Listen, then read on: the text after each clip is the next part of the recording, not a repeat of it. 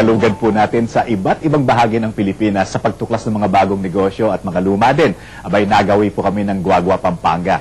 Karamihan pala sa mga residente dito ay gumagawa ng gitara. Ngunit ang nakatutuwa, karamihan sa kanila hindi naman marunong tumugtog. Nakatuto ang istorya to, pero pinagkakakitaan talaga. Bisitahin po natin ang mga guitar makers sa Guagua, Pampanga at ang sikreto sa kanilang pagninegosyo.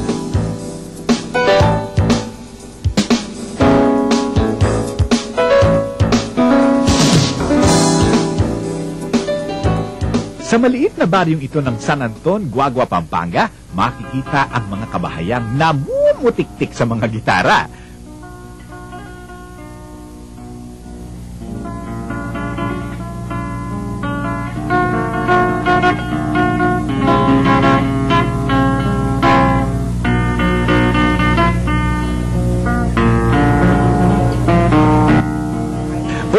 % ng mga residente dito ay pawang manggagawa ng gitara, mula sa mga kabataan hanggang sa mga matatanda.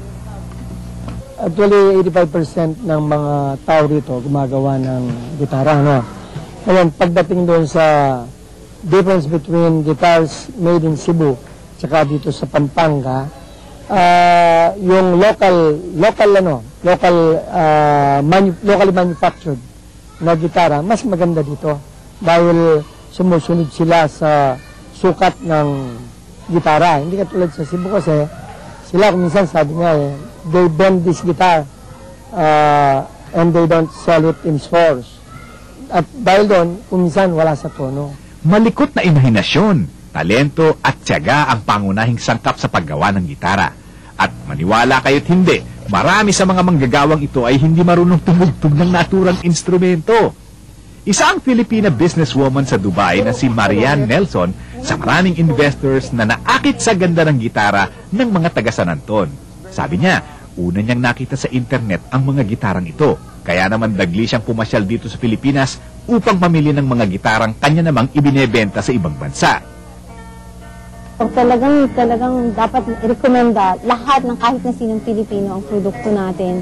Kaya lang, kailangan ma-maintain din natin yung quality kasi meron tayong quality na talagang kahanga-hanga.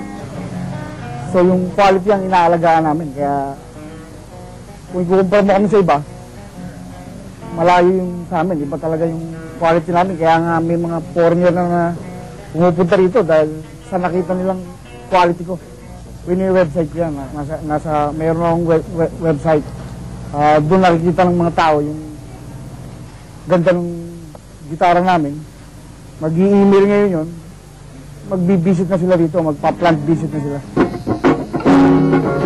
Sa loob ng mahabang panahon, nananatiling buhay ang industriya ng gitara dito sa San Anton, Guagua, Pampanga. At bilang pasasalamat sa kabuhayang dulot ng naturang produkto sa kanilang lugar, plano ng mga taga San Anton na magtayo ng isang guitar museum. Sa pamamagitan daw kasi nito, higit na mapapaunlad pa nila ang produksyon ng gitara. Kasabay na rin ang pagpapaangat ng turismo sa kanilang mahal na bayan.